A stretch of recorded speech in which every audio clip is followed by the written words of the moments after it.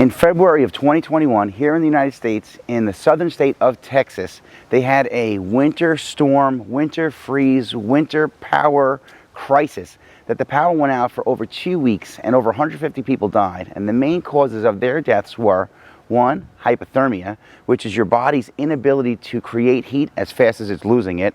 Second was carbon monoxide poisoning, because they were scrambling just to get their house warm and keep themselves warm, and like they were like legitimately freezing. And because they're unprepared for that and it's something they never deal with, they were doing all sorts of things that were bypassing certain safety measures that caused them their lives ultimately.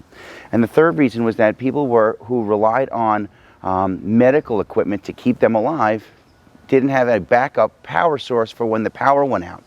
If you rely on a machine to keep you alive, and that machine relies on having power, and the power goes out for, more than a couple days, depending on the severity of what you're dealing with, and for a lot of people down there, it cost them their life. So this is probably my last nice day before winter really hits us, and the rest of my month is completely insane with 2 full-time jobs and 3 part-time jobs. So I'm just going over my own preps for what I do to be ready for a winter storm power outage, which we've had in the past. Thank God it was short term, but that's what I'm working on today, and it's what I'm sharing with you guys today. So stay with me.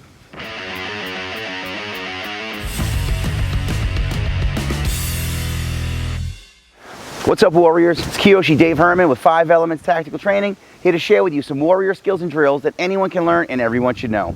If you're new to the channel, welcome, and thanks for stopping by. If you already follow us on social media and that's how you found your way over to this channel, go ahead and hit the subscribe button and the bell notification button and the little thing where it says all notifications, so YouTube will let you know when the next video drops, and you get all sorts of cool content from here as well. All right, so I have a whole bunch of stuff laid out on the table, and this is not nearly all the stuff that I have, ready to go for such an emergency. If you're here for the martial arts and self-defense stuff, awesome, check this out. If you're here for the firearm safety and firearms training, you should also check this out. If you're here for like the wilderness survival and urban survival, this is going to be very much in your wheelhouse too. If you're one of my prepping warriors out here, you should already be way ahead of me on this, and I'm going to rely on you guys to kind of help me out where either I have holes in my game or I'm in suburban Long Island, just outside of New York City. So for me, there's certain things that I never deal with or usually don't deal with. So if there's things that, like, you're down south or you're up north or you're in like the mountains or something, where things that are pretty regular for you that other subscribers and viewers are watching, feel free, please put in your 2 cents, and it helps me, it helps them, it helps everybody watching. So let's get after it together. No matter what the survival scenario you find yourself in, there are certain things that are always going to be your priorities, right?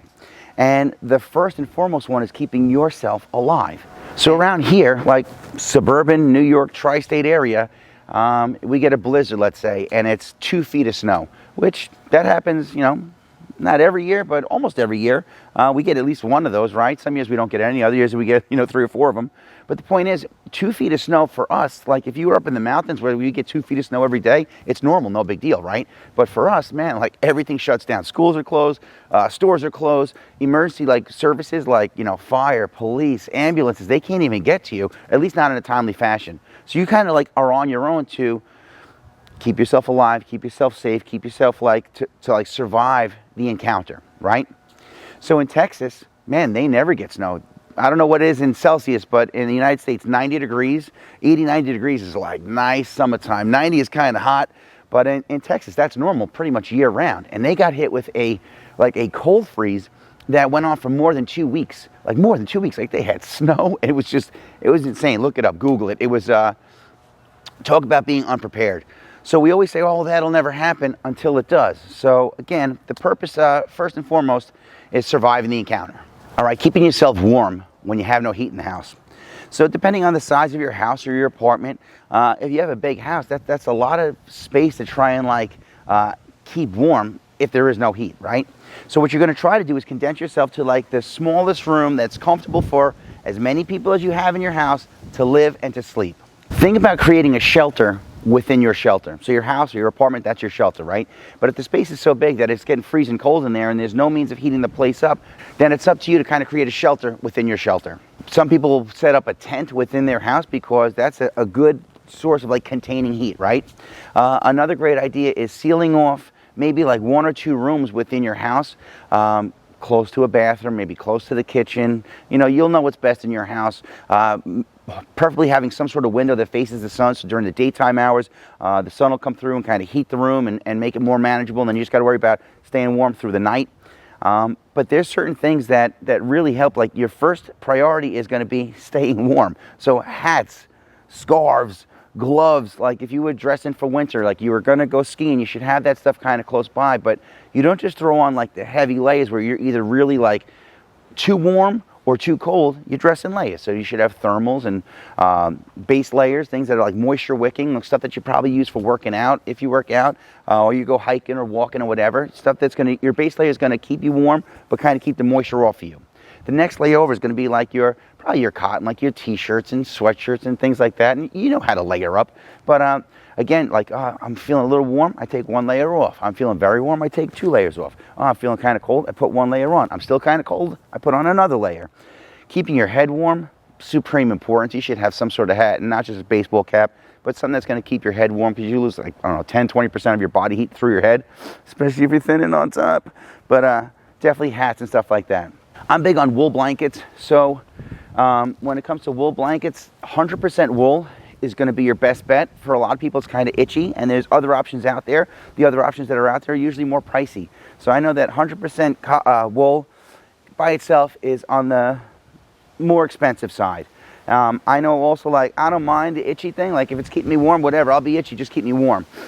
Wool is good because if you're wet or it gets wet, it'll still retain some of its heat value, insulation value, insulation qualities.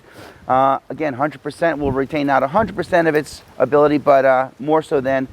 These are much cheaper. I always have these in my car, in all the cars, just in the event that we broke down on the side of the road. If somebody fell in water or something like that and they were starting to freeze or whatever, I could wrap them up in this, and it'll help keep them warm.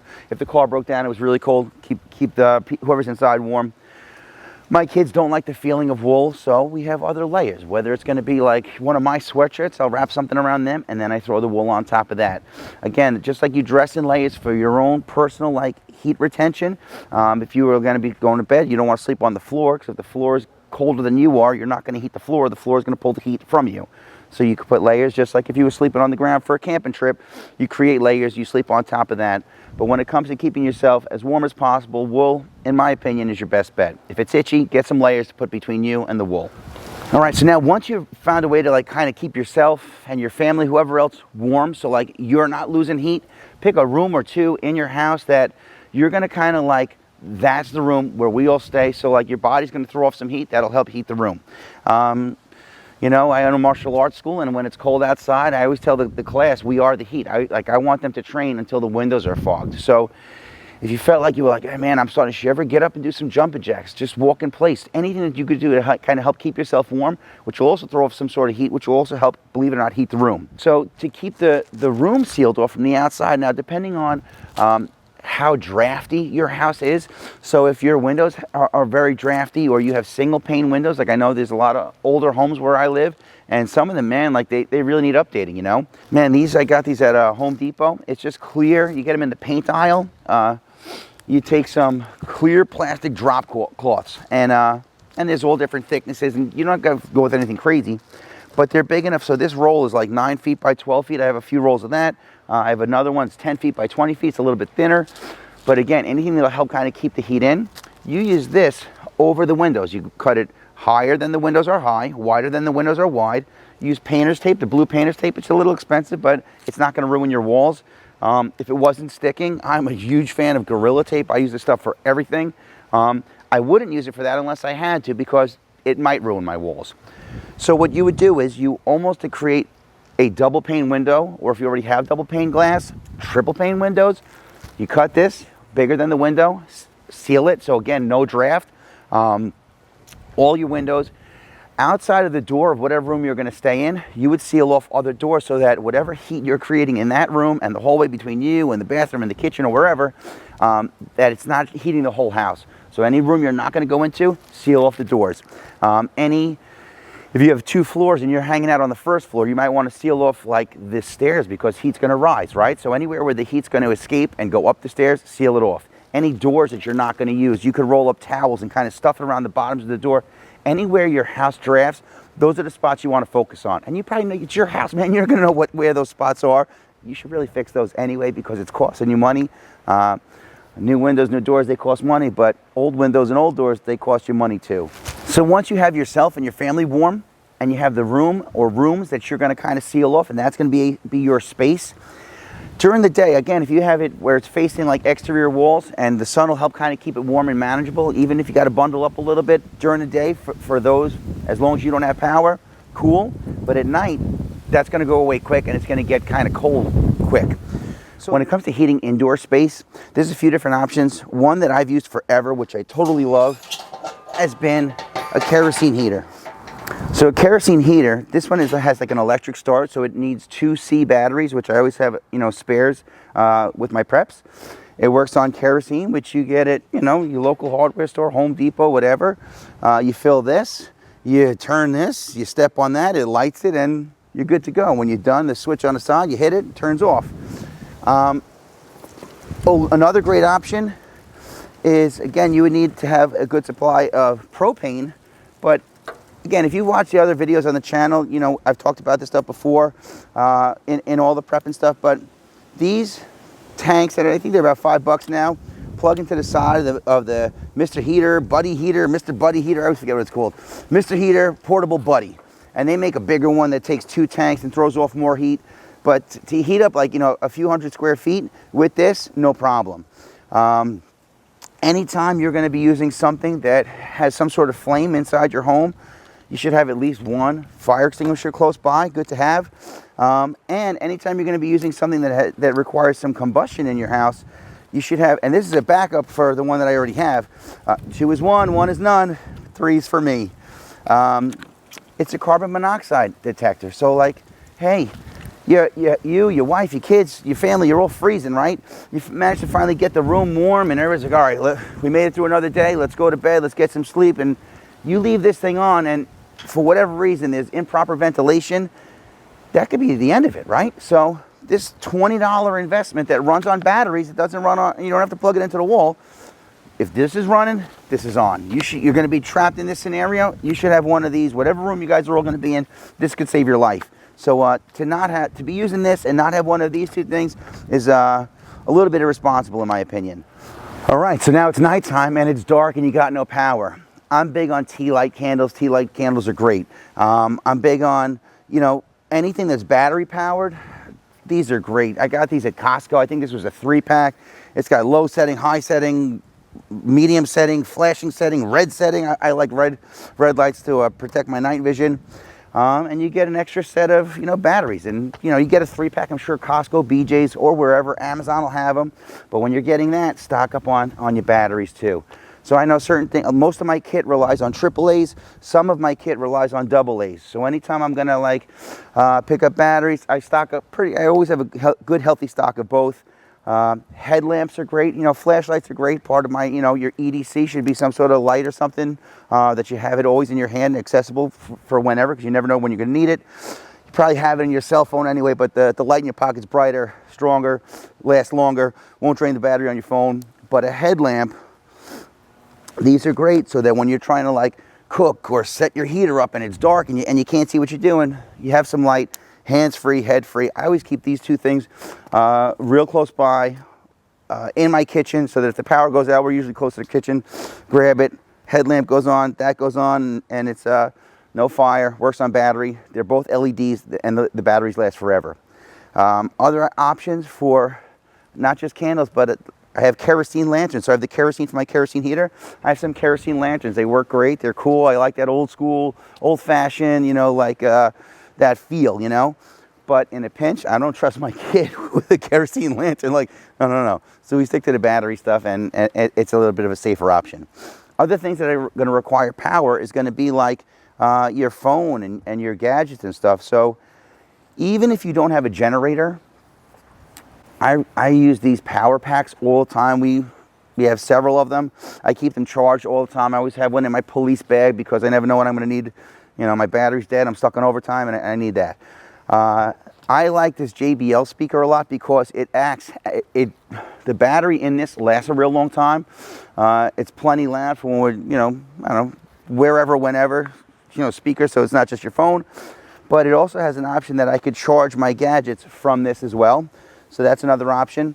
They make plenty of like solar, battery, inverter things, like solar panel, charge the battery. The battery, you can bring it inside. It's not a generator. It's like a generator, but it doesn't run on fuel. There's no combustion. They're expensive, but I'm saving up for one myself. But that's another option. When it comes to cooking, so we did a video where we reviewed I guess I went through like different types of fuel that you should stock up on, or all preppers should stock up on. And propane's a really good one. We've had in my house, we have electric stove, electric oven, electric, all that stuff. So forget about wintertime. If the power goes out, hurricane, windstorm, like it's really windy now, a tree will go down, knock down the power lines, and we got no power in the house. And the kid's like, I want mac and cheese. And a real quick fix is I take a can of propane, this thing, plug it in, and it works just like a stove. It's our camping stove that we use for a million different things, one of which is when the power goes out. So a good option for like, hey, you need to heat water for like, I need my coffee, or I'm going to freak out and I'm going to be like miserable and everyone's going to have to deal with it. Making your coffee, making all your, like, you should have some food in your pantry that you could cook, like dump it in a pot, heat it up like a can of soup, can of stew, can of beans, can of whatever, can of corn, SpaghettiOs, whatever your kids dig. If you don't have a means of cooking it, it's going to make for, it's going to make the whole ordeal more challenging. Another option, and this is just a camping lantern. Again, you can watch the other videos we have on it, but another option for light. Like I have a lot of these cans of propane, so the propane could use this. The propane could serve this purpose. The propane can serve this purpose, and the propane could serve this purpose. You just got to understand, like with any other survival scenario, is especially when you're not sure when the power is going to come back. Like Texas, man, 2.5 weeks is a long time. Do you have enough food, like shelf-stable, non-perishable food to last 2.5 weeks? Do you have enough cans of propane? If this is your plan, do you have enough propane to last 2.5 weeks? If this is your plan, do you have enough batteries to support this for 2.5 weeks?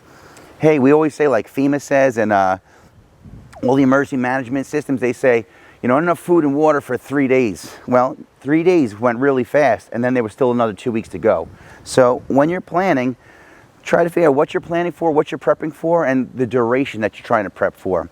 Watch our video on how to start prepping in 5 steps, because it kind of covers all this stuff. And then once you're good to go for a day, then a week, then, or whatever it is. Just watch the videos. It's a long one, but tons of good information in there. So when it comes to power, remember that there are people who rely on medical equipment that relies on power to keep them alive, right? So to keep you alive, you need this machine, but to keep the machine going, you need power. And to have power going, if there is no power, a generator, then you need enough gasoline to kind of keep that generator going. My block where I live, we don't even have natural gas, because that's another option. If you have natural gas generator, power kicks off, generator kicks on, it's from the natural gas, and you're good to go. But I don't have that. I have a gas generator, which will run the vast majority of stuff I have in my house, and I have a ton of empty gas cans, but I try not to stock up on too much gasoline in my house. Like, I don't keep it in my house, I don't keep it in my garage, I keep it separate from the house, but even that, I keep, maybe 20 gallons on hand, but those 20 gallons could go pretty quickly. So when it comes to power, there are a few different options. There's all different sizes and powers of generators. Honda makes a really awesome one. It's about $1,000, $1,200, real small, that if you didn't need to power up your whole house, but you just needed to power up the thing that's going to keep you alive, then that's an option you should have. And if you're watching this video to help prepare for, like, hey, I'm good to go, but my mom or my dad or my parents are elderly, or my grandparents, or they rely on that type of stuff, of course, if there's a way to get them, retrieve them, and bring them to your house, and you kind of like keep after them, that's awesome. But again, remember that this happens oftentimes when you can't just leave and get to somebody else, or they can't just leave and get to you. So maybe a good idea for them is getting them set up with just a small generator that, they could handle, that they could use, that they could fill, that, again, you know your system best and your situation best. But I will tell you this, that when it comes to anything, again, that relies on combustion, let's say there's any sort of vents in your house, you got to be cautious where you put your gas generator, your gas generator, diesel generator, natural gas, whatever it is. If it's combustion and it runs on some sort of fuel, the fumes that come out of there, if they get sucked into your house and you don't have one of these, again, that could be deadly. So look into the options that are available to you, but just make sure you look into the safety precautions that come along with it so that you keep yourself and your family as safe as you can. Just like all of our other prepping videos, we're always talking about having like enough food and water to last you 3 days, a week, 2 weeks, 3 weeks, whatever it is. And then as you get better at having like your carbs and your protein and your fats and your vitamins and minerals and all that stuff, how long out can you kind of like have that stuff stocked up? So you should be stocking up on that stuff anyway. I mean, like right now there's crazy food shortages and you know, prices just going through the roof. Then get it when it's on sale and stock up as best you can, and maybe kind of like have that stuff where you have your system that you know that if you needed to grab your food and water, that you could bring it into that small compartment of your house or apartment that you're going to kind of shelter in place in. When it comes to food and water, easy preps is just making sure you get a couple extra cases of water, or a couple extra of the gallons of water, or the 5-gallon jugs, or however it would work for you best. For us, you know, I have bigger jugs for, you know, longer term stuff and different types of prep. But the vast majority is, we just stock up on cases and cases of water because we use them all the time. We just make sure we have a lot of them in stock. Once you kind of have that spot in your house, which is warm enough, you would think like, well, it's a winter storm. I should have no problem keeping stuff cold or cool. The things that need to be like cold or cool, like we have a baby that loves milk, man. So if we happen to have milk and I want it, the refrigerator's not working and the house is not cold enough to kind of keep the milk, well, then maybe you would need to have some sort of small cooler nearby or in your room with you that you could keep the cold stuff cold. Canned goods, awesome. Things that you got to cook, you know, again, if you have your stove or something that you can cook it, no problem. But the canned stuff, you could really open it up and eat it right out of the can. You may not like it best like that, but it'll get you through, it'll get you by. Good things like are your comfort items, so like whether it's cookies, candy, you know, sweet tooth stuff that kind of keep the kids from freaking out and kind of keep you like, oh, chocolate makes me happy. Well, pack some chocolate with your kit, you know. As far as like passing time without electronics, you want to conserve. You know, you only have, you know, your cell phones and your gadgets that you can't recharge them all that easily, right? And even your power packs, you want to kind of conserve that. So for as long as you can, as best as you can, it's good to have like books, puzzles, coloring books, board games, you know, stuff that you could do, that your kids could do, especially if you have kids, that'll kind of keep you like from getting like batty, you know. My grandfather, almost 98 years old, give him a book of Sudoku or crossword puzzles, and he'll just sit there for hours. Like that was their version of iPads, I guess, you know. But again, we're missing some of that stuff, and it's a good idea to kind of bring those things back. All right, and last but not least, your first aid and like meds, right? So I know, man, I shovel snow all the time, and I'll come in with a sore back. And if I can't plug in a heating pad to help kind of make it comfortable, or get the hot water to get a hot bath and kind of make it comfortable, man, I need Motrin or Aleve or some sort of ibuprofen or naproxen or something like that. So when I go to Costco and BJ's, man, we get like the 400 or 500, you know, container of it, you know. And it's cheap. You get the store brand, whatever. But having like your over-the-counter meds, you should have a good supply of your prescription meds, especially if you couldn't get out for like a week or 2 weeks or longer. But pain meds, cold meds, flu meds, you know, my stomach's all jacked up from eating, you know, canned soup that I didn't heat up or whatever. Well, all right, so like maybe your Tums or antacids or anti-diarrhea meds. Watch the other videos. We got all the stuff covered in there. But making sure you have first aid supplies too, that if you had a pull or a strain or something like that and you needed a sling, you're messing with stuff in the dark and you have a burn, you want some burn cream, you want some Band-Aids, keep your wounds clean, covered. Again, watch the videos on that. And I'm a firm believer in always having a trauma kit nearby. Maybe it's, you know, police work that kind of like drills that into you, but again, if an ambulance can't get to you and you can't get to a hospital and you are your last line of defense and you are your own first responder, well, there's certain things that you kind of have to have. At the very least, you should have a tourniquet.